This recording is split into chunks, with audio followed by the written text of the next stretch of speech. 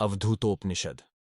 हे परमात्मन, आप हम दोनों गुरु शिष्य की साथ साथ रक्षा करें, हम दोनों का साथ साथ पालन करें, हम दोनों साथ साथ शक्ति अर्जित करें, हम दोनों की पढ़ी हुई विद्या तेजस्वी प्रखर हो, हम दोनों एक दूसरे के प्रति कभी ईर्ष्या द्वेष न करें। हे शक्ति संपन्न, हमारे त्रिविध आदि भौतिक, आदि दैविक, आध्यात्मिक तापों का शमन हो, अक्षय शांति की प्राप्ति हो। सांकृति ने भगवान दत्तात्रेय जी के समीप जाकर पूछा, हे भगवन, अवधूत कौन है? उसकी स्थिति किस तरह की होती है? उसका लक्षण किस प्रकार का होता है? तथा उसका संसार सांसारिक व्यवहार किस प्रकार का होता है? उनके इन प्रश्नों को सुनकर परम कृपालु भगवान दत्तात्रेय जी ने कहा, जो अक्षर अर्थात अविनाशी भावयुक्त हो, वर्ण करने योग्य हो, संसार रूपी बंधनों से रहित हो तथा तत्वमसि आदि वाक्यों के लक्ष्यार्थ बोध से युक्त हो, उसे ही अवधूत अक्षर का अ, व्रेण्य का व, धूत संसार बंधन का धू तथा तत्वमस्यादि लक्ष्य का तो लेने से अवधूत कहा जाता है। जो योगी पुरुष आश्रम एवं वर्ण व्यवस्था से ऊपर उठकर आत्मा में ही सदैव स्थित रहता हो, वह वर्णाश्रम रहित योगी पुरुष अवधूत कहा जाता है। उस योगी का प्रिय ब्रह्म ही सिर है, मोद दायां बाजू और प्रमोद बायां बाजू है तथा आनंद मध्य आत्मा है। उसकी आत्मा की स्थिति गाय के पैर के सदृश चार प्रिय, मोद, प्रमोद एवं आनंद रूप हो जाती है। उस सिर हर्ष में, अध मोद प्रमोद में तथा मध्य आनंद में आत्मबुद्धि नहीं करनी चाहिए, आत्मा नहीं मानना चाहिए। तो किसे मानना चाहिए? इस पर कहते हैं कि गोवाल गौ की पूंछ सदृश उस ब्रह्म की पुच्छ प्रतिष्ठा है, उस ब्रह्म को इसी पुच्छाकार में जानना चाहिए। इस प्रकार ब्रह्म को भली प्रकार जानकर वे योगी पुरुष परम गति को प्राप्त करते हैं। अमृत की प्राप्ति न तो विभिन्न कर्मों के द्वारा, न प्रजा के द्वारा और न ही धन के द्वारा होती है। एकमात्र त्याग के द्वारा ही अमृतत्व को प्राप्त किया जा सकता है। अपनी अपनी इच्छा के अनुसार व्यवहार करना ही उन योगियों का संसार है। उनमें से कितने ही तो वस्त्रों को धारण करते हैं और कितने ही दिगंबर अर्थात बिना वस्त्रों के ही रहते हैं। उन योगियों के लिए न कुछ धर्म है और न ही कुछ अधर्म है, पवित्र एवं अपवित्र आदि भी कुछ नहीं है। इंद्रियों को वश में करने के रूप में सदा संग्रह की दृष्टि से वे योगी जन अंतःकरण में आत्मा का ध्यान रूप अश्वमेध यज्ञ किया करते हैं। यही उनका महायज्ञ और महायोग है। अंतः स्थित परमात्मा चेतना में बहिर्मुखी व्यक्त शक्ति धाराओं को समर्पित कर देना, विसर्जित कर देना ही आंतरिक अश्वमेध कहा गया है। इसे ही महायज्ञ या महायोग भी कहा गया है। इस प्रकार उन योगियों का संपूर्ण चरित्र आश्चर्ययुक्त होता है। उनके इस प्रकार के चित्र विचित्र कर्मों की निंदा नहीं करनी चाहिए, क्योंकि यही उनका महाव्रत है। वे अज्ञानी मनुष्यों की भांति पाप पुण्यादि में लिप्त नहीं होते। वे सदैव निर्लिप्त भाव से इच्छानुसार विचरण करते रहते हैं। जिस प्रकार सूर्य सभी प्रकार के रसों को ग्रहण करता है तथा अग्नि सभी कुछ भक्षण कर लेता है, उसी प्रकार योगी पुरुष विषयादि भोगों का उपभोग करता हुआ भी शुद्ध होने के कारण पाप पुण्यादि का भागीदार नहीं बनता। जिस प्रकार चारों ओर से परिपूर्ण होने पर भी अचल प्रतिष्ठा स्थिति वाले समुद्र में जल प्रविष्ट होता है, वैसे ही योगी पुरुष सभी विषय भोगों के रहने पर भी अचल रहता है और शांति को प्राप्त करता है। विषय भोगों की इच्छा करने वाला कामना युक्त मनुष्य वैसी शांति नहीं प्राप्त करता। अतः सत्य बात तो यह है कि किसी का निरोध लय नहीं है, किसी की उत्पत्ति नहीं है, कोई आबद्ध बंधा हुआ नहीं है, कोई साधक नहीं है, कोई मुमुक्षु अर्थात मोक्ष को प्राप्त करने वाला नहीं है तथा कोई मुक्त भी नहीं है। यही वास्तविक स्थिति है। इस लोक एवं परलोक के कृत्यों की सिद्धि के लिए, वैसे ही मुक्ति की सिद्धि के लिए सर्वप्रथम मुझे बहुत कुछ करना अत्यंत आवश्यक था, परंतु अब यह सभी कुछ हो चुका है। इस तरह से हर एक योग का मुख्य रूप से अनुसंधान करता हुआ वह अवधूत इसी में कृतकृत्य होता हुआ सदैव तृप्त होता रहता है। इसके पश्चात वह ध्यान करता हुआ कहता है, अज्ञानीजन पुत्रादि की इच्छा से अत्यंत दुखी होकर संसार के आवागमन में फंसते रहे, किंतु मैं तो परम आनंद से परिपूर्ण हूं, तब फिर कौन सी इच्छा के कारण इस संसार में पुनः फंसूं? जिन्हें परलोक गमन की इच्छा हो, वे लोग चाहे उस इच्छा से भले ही कर्म किया करें, परंतु मैं समस्त लोकों का आत्मा हूं, सर्वलोकमय बन गया हूं, तो फिर मैं कोई भी कर्म क्यों करूं? जिन लोगों को इस बात का अधिकार हो, वे भले ही प्रवचन किया करें, चाहे वेदों को पढ़ाते रहें, किंतु मुझे तो इसका अधिकार ही नहीं, क्योंकि मैं तो निष्क्रिय क्रिया रहित हूं। मैं निद्रा की, भिक्षा की, स्नान अथवा शौच आदि की तनिक भी इच्छा नहीं करता। जो लोग दृष्टा स्तर के हों वे भले ही अन्य कोई कल्पना करें, परंतु मुझे किसी अन्य की कल्पना करने से कोई लाभ नहीं। अन्य लोग गुंजा चिरमिरी की लालिमा के कारण उसमें भले ही अग्नि को प्रतिष्ठित करें, किंतु इस अग्नि से गुंज का ढेर नहीं जलता है। तब फिर मेरे अंदर तो संसार के धर्म आरोपित ही नहीं, इस कारण मैं किसी का भी भजन नहीं करता। जो लोग तत्व को न जानते हों वे भले ही कुछ भी श्रवण करें, किंतु मैं अवधूत तो स्वयं ही तत्व को जानने में समर्थ हूं। फिर किस लिए श्रवण करूं? जो लोग संशय में पड़े हों वे मनन करें। मुझे तो किसी भी तरह का संशय ही नहीं है, इस कारण से मैं अवधूत मनन नहीं करता। जिसको विपर्यास अर्थात विपरीत ज्ञान हुआ हो वह भले ही निदिध्यासन करे, परंतु जहां पर विपर्यास ही नहीं वहां पर ध्यान की आवश्यकता नहीं होती। शरीर को आत्मा मान लेने का विपर्यास मुझ अन्नधुत को नहीं होता, इस कारण निदिध्यासन की आवश्यकता ही नहीं पड़ती। मैं मनुष्य हूं, इस तरह का व्यवहार भी बिना विपर्यास विपरीत ज्ञान के नहीं होता। यह विपर्यास भी दीर्घ काल से अभ्यास में पड़ी वासना के कारण ही होता है। प्रारब्ध कर्मों के विनष्ट होने पर ही यह व्यवहार निवृत्तित बंद होता है, किंतु प्रारब्ध कर्मों का नाश न हुआ हो तब तक सहस्रों बार चिंतन करने के बाद भी यह व्यवहार शांत नहीं होता। यदि व्यवहार कर्म करने की इच्छा हो तो तुम अपनी इच्छानुसार ध्यान करो, परंतु मेरी दृष्टि में तो कर्मों का कोई व्यवहार ही नहीं, तो मैं किस लिए ध्यान करूं? मुझे विक्षेप अर्थात चित्त की अस्थिरता होती ही नहीं, इस कारण से मुझे समाधि अवस्था की जरूरत ही नहीं पड़ती। जब यह मन विकारग्रस्त होता है तब चित्त अस्थिर होता है और तभी समाधि की आवश्यकता होती है। मैं तो नित्य ही अनुभव रूप हूं। समाधि में मुझे और क्या कुछ भिन्न अनुभव हो सकता है?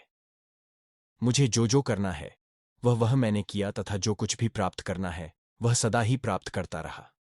इस कारण लौकिक, शास्त्रीय या फिर अन्य किसी भी तरह का व्यवहार मुझे क्यों करना चाहिए? अतः मैं नहीं करता हूं। मुझे किसी भी बात की लिप्तता नहीं है। सहज प्राकृतिक ढंग से जो होता है उसी में रत रहता हूं। अथवा मैं कृतकृत्यपूर्ण काम हूं तब भी साधारण लोगों पर अनुग्रह करने की इच्छा से यदि शास्त्राज्ञानुसार मैं चलता हूं तो इसमें मेरी क्या हानि है? देवताओं की स्तुति अर्चना, स्नान, शौच, शिक्षा आदि में शरीर भले ही लगा रहे, वाणी ओमकार रूपी प्रणव को भले ही जपती रहे, उपनिषदों का पाठ भले ही होता रहे, बुद्धि सदैव भगवान विष्णु का चिंतन भले ही करती रहे, या फिर भले ही वह ब्रह्मलीन रहे, किंतु मैं तो केवल साक्षी रूप हूं। मैं अवधूत इनमें से किसी भी काम को कभी भी नहीं करता हूं और न करवाता ही हूं। मैं अवधूत कृतकृत्य होने से पूर्ण तृप्त हूं तथा जो कुछ भी मुझे प्राप्त करना था वह सभी कुछ प्राप्त कर लिया है। इस प्रकार से इस तृप्ति को ही मैं निरंतर अपने मन में मानता रहता हूं। मैं धन्य हूं, धन्य हूं, क्योंकि मैं नित्य, अविनाशी अपने आत्म तत्व को सहज रूप से ही जानता हूं। मैं धन्य हूं, मैं धन्य हूं, क्योंकि मुझे ब्रह्म का आनंद स्पष्टतया प्रकाश प्रदान करता है। मैं धन्य हूं, मैं धन्य हूं, क्योंकि मैं अब इस नाशवान संसार का दुहक बिल्कुल भी नहीं देखता। मैं धन्य हूं, मैं धन्य हूं, क्योंकि मेरा अज्ञान कभी का अर्थात बहुत पहले ही विनष्ट हो गया है। मैं धन्य हूं, मैं धन्य हूं, क्योंकि मुझे अब कुछ भी करना शेष नहीं है।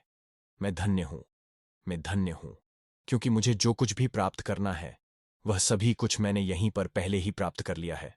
मैं धन्य हूं, मैं धन्य हूं, क्योंकि मेरी तृप्ति की क्या इस लोक में कोई उपमा है, अर्थात कोई नहीं है। मैं धन्य हूं, मैं धन्य हूं, मैं बारंबार धन्य हूं, धन्य हूं। अहो पुण्य, अहो पुण्य। इस पुण्य की सफलता दृढ़तापूर्वक फलीभूत हुई है। धन्य है हम सब। अहो ज्ञान, अहो ज्ञान, अहो सुख, अहो सुख, अहो शास्त्र, अहो शास्त्र, अहो गुरु, अहो गुरु। वास्तव में सफल होने के कारण सब धन्यवाद के पात्र हैं। इस प्रकार जो भी मनुष्य इस उपनिषद का पाठ करता है वह कृतकृत्य हो जाता है। मदिरापान करने वाला, सुवर्ण की चोरी करने वाला, ब्रह्महत्या करने वाला, कृत्याकृत्य अर्थात कार्य अकार्य करने वाला भी इसका भावनापूर्वक पाठ करने से पवित्र श्रेष्ठ प्रकृतियों वाला हो जाता है। मनुष्य इसका पाठ करने मात्र से पवित्र हो जाता है। मनुष्य इस तरह का ज्ञान प्राप्त करने के उपरांत अपनी इच्छानुसार आत्म प्रेरणा से ही श्रेष्ठता पवित्रता की दिशा में प्रवृत्त हो जाता है। ओम ब्रह्म ही सत्य है, यही उपनिषद है। आत्मपूजोपनिषद। इस उपनिषद में काया में स्थित आत्म तत्व की आत्मदेव की पूजा उपासना की विधि समझाई गई है। जीवन के विभिन्न क्रियाकलापों को ही पूजा आराधना बना लेने का कौशल समझाया गया है। इसी से मोक्ष प्राप्ति का कल्याणकारी पथ भी प्रशस्त होता है। उस आत्म तत्व का सतत चिंतन ही उसका ध्यान है। समस्त कर्मों का निराकरण ही आवाहन है। अविचल ज्ञान ही उसका आसन है। उस आत्म तत्व के प्रति सदा उन्मुख रहना ही पाद्य है। उस ओर सदैव मनोयोग ही अर्घ्य है। आत्मा की निरंतर दीप्ति ही आचमन है। श्रेष्ठता की प्राप्ति ही उसका स्नान है। सर्वात्मक दृश्य का विलय शून्य लय समाधि हो गंध है। विशिष्ट नेत्र अंतर्वेत्र ही अक्षत हैं। चित्त चैतन्य दीप्ति ही पुष्प है। उस आत्मतत्व का सूर्यात्मकत्व ही दीपक है। पूर्णचंद्र और उसके अमृत रूपी रस का एकीकरण ही नैवेद्य है। उसकी सुनियोजित गतिशीलता ही प्रदक्षिणा है। उसका सोहम, मैं वही ब्रह्म हूं, भाव ही नमन है। मौन अंतर्मुखी रहना ही उसकी स्तुति करना है। सदैव संतुष्ट रहना उसका विसर्जन है। इस प्रकार परिपूर्ण राजयोगी का सर्वात्मक पूजा उपचार ही उस आत्म तत्व का आधार है। समस्त आदि व्याधियों से रहित मैं पूर्ण ब्रह्म हूं, ऐसा भाव रखने से ही मुमुक्षुओं मोक्ष के अभिलाषियों की मोक्ष प्राप्त करने की अभिलाषा सिद्ध होती है। यही उपनिषद तत्वज्ञान है। इति आत्मपूजोपनिषद समाप्ता। आत्मबोधोपनिषद। यह उपनिषद ऋग्वेद से संबद्ध है। इसे आत्म प्रबोधोपनिषद भी कहते हैं। इसमें 2 अध्याय हैं। प्रथम अध्याय में ओमकार रूप नारायण को नमस्कार करते हुए हृदय को ब्रह्मपुर और स्वप्रकाशित कहा गया है। हृदय में और सर्वत्र प्रज्ञारूप प्रज्ञानेत्र चेतन का निवास बताया गया है। इस ज्ञान का महत्व तथा उसके प्रभाव से नित्य ज्योतित अमरलोक में आवास प्राप्त होने की बात कही गई है। दूसरे अध्याय में आत्म साक्षात्कार प्राप्त कर चुके साधक की अनुभूतियों का उल्लेख है।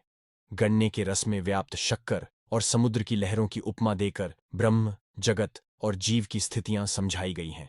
आत्मानुभूति की इस अवस्था में सभी लौकिक संबंधों तथा भेदभावों का अस्तित्व समाप्त हो जाने और जीवन मुक्तावस्था प्राप्त हो जाने की बात कही गई है।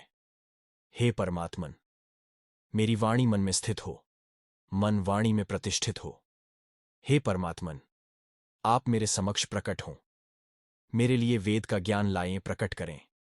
मैं पूर्वश्रुत ज्ञान को विस्मृत न करूं। इस स्वाध्यायशील प्रवृत्ति से मैं दिन और रात्रियों को एक कर दूं। मेरा स्वाध्याय सतत चलता रहे। मैं सदैव रथ और सत्य बोलूंगा। ब्रह्म मेरी रक्षा करे, वह ब्रहावक्ता आचार्य की रक्षा करे। त्रिविध ताप शांत हों। स्वयं अपने आप में आनंद स्वरूप विराट ब्रह्म पुरुष अकार उकार मकार से युक्त यह 3 अक्षरों वाला ओमकार रूप प्रणव का स्वरूप है। इसका जप करने से योगी जन सांसारिक बंधनों से मुक्त हो जाते हैं। शंख, चक्र एवं गदा को धारण करने वाले परमात्मा स्वरूप नारायण के लिए नमस्कार है। ओम नमो नारायणाय नामक इस मंत्र की उपासना करने वाला मनुष्य वैकुंठ धाम को प्राप्त करता है। जो यह हृदय रूपी कमल है वही ब्रह्मपुर है। केवल अकेला वही क्षेत्र विद्युत अथवा दीपक के सदृश प्रकाशमान होता है। देवकी पुत्र भगवान कृष्ण ब्राह्मणों का हित चाहने वाले हैं। वे मधुसूदन ब्राह्मणों का सदा हित करने वाले हैं। कमल के सदृश नेत्र वाले भगवान विष्णु ब्राह्मणों के शुभ चिंतक हैं तथा वे अविनाशी भगवान अच्युत ब्राह्मणों के प्रिय हैं। मैं विवेक बुद्धि से युक्त हूं। मैं आत्मा को अद्वैत रूप में जानता हूं, तब भी शरीर रहते बंध मोक्ष आदि व्यवहार वाला हूं। मेरी दृष्टि से प्रपंच निवृत्त दूर हो गया है, तब भी सर्वदा वह सत्य के सदृश प्रतिभासित होता है। निश्चय ही सर्प आदि में जिस प्रकार रस्सी का अस्तित्व है, उसी प्रकार ही प्रपंच का भी अस्तित्व है। केवल मात्र ब्रह्म संतता के आधार पर ही प्रपंच का व्यवहार है, यह जगत तो है ही नहीं। जिस तरह शक्कर गन्ने के रस में व्याप्त है, उसी तरह ही अद्वैत ब्रह्म आनंद रूप में तीनों लोकों में विद्यमान है। जिस प्रकार सागर में बुलबुले से लेकर तरंगें तक कल्पित हैं, उसी प्रकार मेरे द्वारा ब्रह्म से लेकर कीट पर्यंत प्राणी मात्र कल्पित हैं। जिस तरह समुद्र की तरंगों में रहने वाले जल की इच्छा नहीं करते, उसी तरह केवल आनंद स्वरूप होने में मुझे विषयों के आनंद की कोई भी इच्छा नहीं रहती। जिस तरह संपत्ति से संपन्न व्यक्ति को दरिद्रता की कोई संभावना नहीं रहती, उसी तरह ही ब्रह्म के आनंद में निमग्न रहने वाले मुझको विषयों की कोई आशा नहीं रहती। बुद्धिमान पुरुष जिस प्रकार विष और अमृत को देख करके विष का परित्याग कर देता है, उसी प्रकार मैं आत्मा को देख करके अनात्मा का परित्याग कर देता हूं। जैसे घट घड़े को प्रकाश देने वाला सूर्य घड़े के नष्ट होने से स्वयं नष्ट नहीं हो जाता, वैसे ही शरीर को प्रकाश देने वाला साक्षी परमात्मा शरीर के नष्ट होने पर भी नष्ट नहीं होता। न मेरे लिए कोई बंधन है और न ही मुक्ति, न मेरे लिए कोई शास्त्र है और न ही मेरा कोई गुरु। ये सब तो माया के विकास मात्र हैं, तथा मैं आत्मा माया से परे स्वयं अद्वैत रूप हूं। प्राण भले ही निकल जाएं और मन चाहे अपने धर्मों एवं कामनाओं से विनाश को प्राप्त हो जाए, परंतु आनंद एवं बुद्धि की पूर्णता के कारण मुझे कैसे दुख प्राप्त हो सकता है। मैं आत्मा को तो अनायास सहज ही जानता हूं। मेरा अज्ञान न मालूम कहां पलायन कर गया है। अब मेरा कर्तृत्व भाव बिल्कुल नष्ट हो गया है तथा मुझे कुछ भी करना शेष नहीं है। ब्राह्मण कुल गोत्र नाम की सुंदरता एवं जाति का अस्तित्व तो मात्र स्थूल शरीर में ही होता है। मैं तो स्थूल पदार्थों से बिल्कुल पृथक हूं।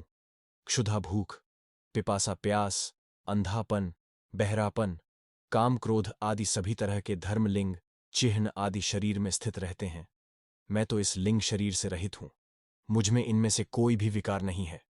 जड़ता, प्रियता और आनंद मनाना आदि कारण शरीर के धर्म हैं। मैं तो नित्य और निर्विकार स्वरूप से युक्त हूं, अतः ये उपर्युक्त सभी मेरे धर्म नहीं हैं। जैसे उल्लू को सूर्य अंधकार युक्त दिखाई देता है, वैसे ही मूढ़ अज्ञानी मनुष्य को स्वयं प्रकाश स्वरूप परमानंद में अज्ञान दृष्टिगोचर होता है। जैसे बादलों के कारण चारों ओर से दृष्टि के रुक जाने से लोग समझने लगते हैं कि सूर्य नहीं है, वैसे ही मूढ़ता से आवृत प्राणी यह मान लेता है कि ब्रह्म है ही नहीं। जिस प्रकार से अमृत विष से अलग है, इस कारण विष के दोषों से वह दूषित नहीं होता, उसी प्रकार मैं आत्मा जड़ से भिन्न हूं, अतः जड़ के दोषों का मुझ में स्पर्श नहीं होता। जैसे दीपकणिका अर्थात दीपक की छोटी सी ज्योति भी बहुत बड़े अंधकार को विनष्ट कर देती है, वैसे ही थोड़े से ज्ञान का प्रकाश भी घने अंधकार रूपी अज्ञान को विनष्ट कर देता है। जैसे रस्सी में तीनों कालों में कभी भी सर्प नहीं है, वैसे ही अहंकार से लेकर शरीर तक का संसार मेरे अंदर तीनों काल में नहीं है। मैं तो केवल अद्वैत रूप में ही हूं।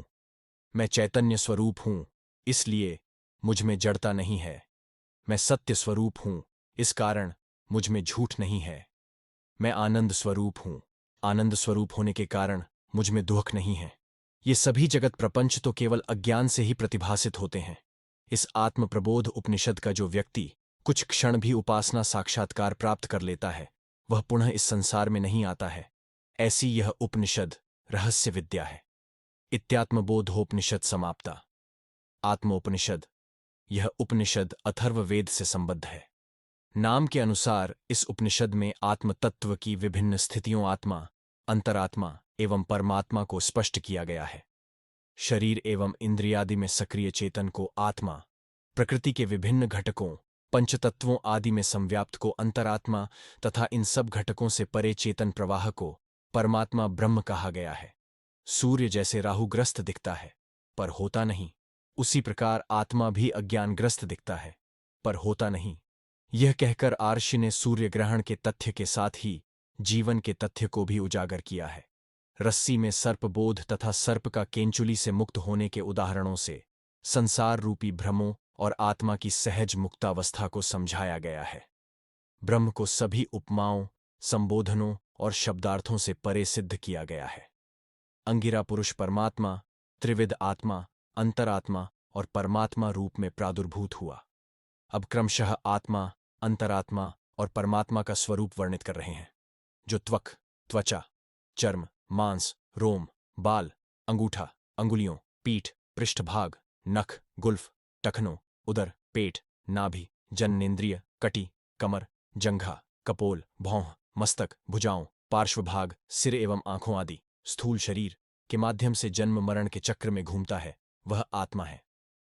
अंतरात्मा दृश्य पदार्थों में अव्यक्त रूप से स्थित अंतर्यामी चेतन वह है जो पृथ्वी, जल, सुख दुख आदि गुण, काम, मोह, तर्क वितर्क आदि स्मृति, लिंग, उदात्त, अनुदात्त, हस्व, दीर्घ, प्लुत आदि, स्वरभेद, स्खलित, गर्जित, मेघ शब्द, स्फुटित, मुदित, नृत्य, गीत, वादित आदि ध्वनि रूप, प्रलय, विजृंभण विकास आदि के द्वारा श्रवण करने वाला, सूंघने वाला, रस लेने वाला, मनन करने वाला, जानने वाला, कार्य करने वाला, विज्ञानात्मा, पुराण, न्याय, मीमांसा आदि जो धर्मशास्त्रों का ज्ञाता, श्रवण, ब्राण सूंघना, आकर्षण एवं कार्य विशेष को पूर्ण करता है। परमात्मा नाम से संबोधित अक्षर अविनाशी या ओमकार रूप में आराध्य है। वह परमात्मा प्राणायाम, प्रत्याहार, धारणा, ध्यान, समाधि, योग, अनुमान, आत्मचिंतन आदि के द्वारा वटकणिका, वट वृक्ष के सूक्ष्म बीज, श्यामाक तंडुल सावाओं के सूक्ष्म चावल तथा अत्यंत सूक्ष्म बाल के अग्रभाग के सैकड़ों हजारों हिस्सों से भी अति सूक्ष्म इस प्रकार से चिंतन किया जाता हुआ प्राप्त भी होता है और नहीं भी होता है। वह न कभी प्रकट होता है और न ही मरता है, न शुष्क होता है, न आर्द्र होता है, न चलायमान है, न कंपन करता है, न टूटता है, न स्थिर रहता है। वह तो गुणों से रहित, सर्व प्रमाणभूत, शुद्ध स्वरूप, अय्यवरहित आत्मा केवल, सूक्ष्म निर्मल निरंजन विकारहीन, शब्द स्पर्श रूप रस एवं गंधहीन, ज्ञान से रहित, कल्पना रहित, आकांक्षा से रहित, सर्वत्र व्याप्त, अचिंत्य एवं इस प्रकार का परमात्मा है कि जिसका ठीक ठीक ज्ञान नहीं किया जा सकता। वह अशुद्ध अपवित्र को शुद्ध पवित्र करता है। वह क्रिया रहित है। उस परमात्मा का कोई संसार नहीं है, अर्थात संसार रहित है। संसार का अर्थ संसरति इति संसारः गतिशील या परिवर्तनशील होता है। परमात्मा एक रूप रहने वाला होने से उसका कोई संसरण नहीं होता। इस भाव से उसे संसार रहित कहा गया है। अगले मंत्रों में उस आत्म तत्व का स्वरूप दृष्टिगत होने पर सब जगह उस परमात्म तत्व ब्रह्म के ही भासित होने की बात कही गई है। आत्मा नामक वह परम पवित्र, कल्याणकारी, एकमात्र, अद्वैत ब्रह्मरूप होने के कारण केवल ब्रह्म ही प्रतिभासित होता है। इस जगत के रूप में ब्रह्म ही परिलक्षित होता है। विद्या अविद्या, भाव अभाव आदि के भेद से जो भी दृष्टिगोचर होता है वह अविनाशी ब्रह्म का ही रूप है। गुरु एवं शिष्य आदि के भेद से ब्रह्म ही दृष्टिगोचर होता है। वास्तव में यदि देखा जाए तो यत्र तत्र सर्वत्र वह शुद्ध प्रकाश स्वरूप ब्रह्म ही है। वस्तुतः न तो विद्या है और न ही अविद्या है, न जगत है और न ही अन्य कोई वस्तु सत्य है, लेकिन सत्य रूप में जगत का भान होना ही इस संसार का प्रवर्तक, इस प्रकृति का मूल कारण है। यह संसार असत्य है, यह भान होना ही इसका निवर्तक मुक्तिदाता है। जैसे सामने रखे हुए घट घड़े के ज्ञान के लिए कोई भी अन्य नियम प्रमाण अपेक्षित नहीं है, वह तो प्रत्यक्ष ही है। जिस प्रकार से प्रत्येक सामने स्थित पदार्थ का ज्ञान बिना ही प्रमाण के हो जाता है, ठीक उसी प्रकार नित्य सिद्ध यह आत्मा प्रमाणित प्रत्यक्ष होकर ही प्रतिभासित प्रकाशित होता है, अर्थात प्रत्येक वस्तु का ब्रह्ममय रूप होने के कारण ब्रह्म के प्रमाण की कोई आवश्यकता नहीं रहती है। जिस प्रकार देवदत्त आदि नाम के प्रति विज्ञानी पुरुष निरपेक्ष पूर्ण आश्वस्त हो जाता है, उसी प्रकार वह आत्मतत्व देश, काल अथवा किसी भी तरह की पवित्रता की अपेक्षा नहीं रखता। उसी प्रकार ब्रह्म को जानने वाले का ब्रह्महम, मैं ब्रह्म हूं, ऐसा समझना ही ब्रह्म का साक्षात्कार प्रत्यक्ष अनुभूति है। जिस तरह सूर्य से संपूर्ण जगत प्रकाशित होता है, उसी तरह ही संपूर्ण ब्रह्मांड उस ब्रह्म के तेज से प्रकाशित होता है। उस ब्रह्म के प्रत्यक्ष सिद्धत्व में अन्य कोई साक्ष्य देना अनात्मक, असत एवं तुच्छ है। उसका अवभासक बोध कराने वाला कौन है? अर्थात कोई नहीं। वेद, शास्त्र, पुराण एवं समस्त भूत प्राणी जगत जिसके माध्यम से अर्थवान है, वह ब्रह्म तो स्वयं प्रकाशित है। जिस प्रकार बालक भूख अथवा शरीर की किसी भी तरह की पीड़ा परेशानी को त्याग कर, अर्थात भूलकर आकर्षक वस्तुओं खिलौनों के साथ क्रीड़ा करता रहता है, उसी प्रकार ही विद्वज्जन ममता रहित, अहंकार रहित, सुखी रहते हुए ब्रह्म में ही रमण किया करता है। वह आत्मज्ञानी सभी तरह की इच्छाओं से मुक्त होकर मुनि रूप में एकांतवासी होकर विचरण करता रहता है। स्वयं अपनी ही आत्मा से सदा संतुष्ट तथा अपने को सर्वत्र स्थित मानता हुआ लौकिक दृष्टि से निर्धन भी सदैव संतुष्ट एवं असहाय भी अपने को महाबलवान समझता है। वह किसी भी तरह का भोजन न ग्रहण करता हुआ भी नित्य तृप्त रहता है। देखने में असमान व्यवहार करता हुआ भी सबको बराबर देखने वाला, कार्य करता हुआ भी काम न करता हुआ सा तथा फल का उपभोग करता हुआ भी भोग रहित माना जाता है। वह आत्मा शरीर में रहते हुए भी अशरीरी है। वह परिच्छिन्न शरीर में आबद्ध रहता हुआ भी सर्वत्र गमनशील अर्थात व्याप्त है। इसलिए शरीर रहित उस ब्रह्मज्ञानी को कहीं पर भी प्रिय तथा अप्रिय ज्ञान स्पर्श नहीं करता, अर्थात वह आत्मा किसी को प्रिय या अप्रिय नहीं समझता। शुभ एवं अशुभ उसे स्पर्श भी नहीं कर सकते। उसकी दृष्टि में सभी समान हैं। जिस प्रकार लोगों के द्वारा सूर्य राहु से ग्रसित न होने पर भी ग्रसित मान लिया जाता है, लोग भ्रांतिवश उसे ग्रसित मानते हैं, क्योंकि उन्हें वस्तुस्थिति का पता नहीं होता। उसी प्रकार शरीरादि के बंधनों से मुक्त श्रेष्ठ ब्रह्मज्ञानी को शरीरी के रूप में मानने वाले मूढ़ वज्रमूर्ख समझे जाते हैं। वास्तव में वह ब्रह्मज्ञानी आत्मा सांप की केंचुली के सदृश शरीर से सर्वथा मुक्त रहता है। यह शरीर प्राण वायु के द्वारा ही इधर उधर संचालित किया जाता है, जैसे झरने नदी आदि के स्रोतों द्वारा लकड़ियों को ऊपर नीचे ले जाया जाता है। जैसे दैव भाग्य के द्वारा देह कालोपभोग सुख दुख आदि उपभोगों में ले जाई जाती है, ऐसे जो केवल अपनी आत्मा के सहारे लक्ष्य अलक्ष्य की गति को त्याग कर स्थिर हो जाता है, वह आत्मानुभूति युक्त साधक ब्रह्मज्ञानियों में श्रेष्ठ साक्षात भगवान शिव ही है। शिव स्वरूप वह कृतार्थ ब्रह्मज्ञानी जीवित रहते हुए भी मुक्तावस्था को प्राप्त हो जाता है। यह आत्मा उपाधि शरीर आदि के विनष्ट हो जाने पर ब्रह्मरूप होकर ब्रह्म में विलीन हो जाता है। जिस तरह विविध वेश को धारण करने पर व्यक्ति नट आदि के रूप में समझा जाता है तथा अपने वास्तविक रूप में आ जाने पर वही पूर्व जैसा व्यक्ति समझा जाता है, उसी तरह ही ब्रह्म को जानने वाला भी स्वयं ब्रह्म ही हो जाता है। केवल शरीर आदि वेश के कारण वह भिन्न प्रतीत होता है, वस्तुतः वह ब्रह्म ही है, उससे भिन्न अन्य और कुछ भी नहीं है। जैसे घट के फूट जाने पर घट के अंदर का आकाश आकाश रूप ही हो जाता है, वैसे ही उपाधि अर्थात शरीर आदि के विलय हो जाने के पश्चात ब्रह्म को जानने वाला स्वयं ब्रह्म रूप ही हो जाता है। जिस तरह दुग्ध में दुग्ध, तेल में तेल और जल में जल मिला देने पर एक हो जाते हैं, ठीक उसी तरह आत्मज्ञानी मुनि एवं आत्मा की स्थिति भी एक ही है। इस प्रकार विदेह रूप कैवल्य पद की प्राप्ति के पश्चात सन्मात्र अखंडित विग्रहवान ब्रह्मभाव की प्राप्ति करके पुनः संसारावर्तन आवागमन से मुक्त हो जाता है, क्योंकि सदात्मकत्व विज्ञान से उसकी अविद्या दग्ध हो जाती है।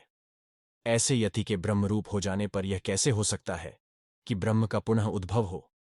माया के द्वारा रचित बंधन और मोक्ष वस्तुतः उस ब्रह्म में नहीं हुआ करते। जिस प्रकार निष्क्रिय रस्सी में सर्प का बोध हो जाने पर यदि वह सर्पाभास पुनः समाप्त हो जाता है तो फिर केवल मात्र रस्सी ही आभासित होने लगती है, उसी प्रकार आवरण के सत और असत भाव को ही बंधन और मोक्ष कहना चाहिए। ब्रह्म का कोई भी आवरक नहीं होता, वह अन्य के अभाव के कारण अनावृत्त है।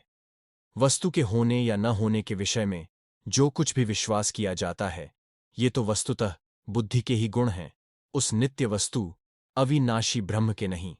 अतः माया के द्वारा प्रादुर्भूत होने वाले बंधन और मोक्ष आत्मा में नहीं होते।